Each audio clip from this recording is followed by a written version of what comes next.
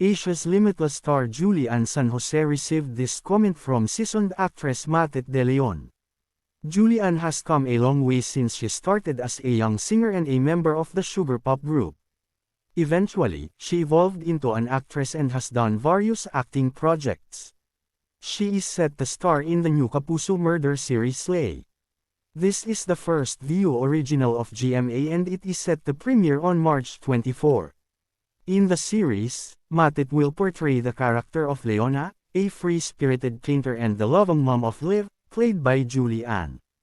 During a recent interview, based on the article in GMA Entertainment, Matet De Leon shared her experience working with Julie Ann San Jose. Matet praised the younger actress because of her good attitude. Ang nagustuhan ko actually na pag-uugali ni Julie, napakabait niya. She's funny, na chill lang. Kumbaga, matutuwa ka talaga sa kanya, the older actress said. Matet added that it was easy for her to make Julie Ann laugh. She said that she loves it when people laugh with what she does because for her, she is a clown.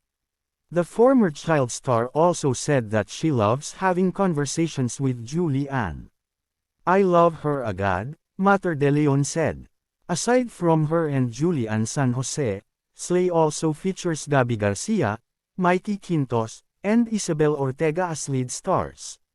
Other cast members are Derek Monasterio, Royce Cabrera, James Blanco, Tina Painter, Bernard Palanca, Fomela Baranda, Shaki Dreyfus, Simon Ibarra, Jay Ortega, and Hale Cuerva.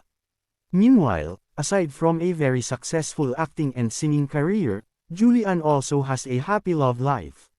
She has been in a relationship with actor Raver Cruz for many years now.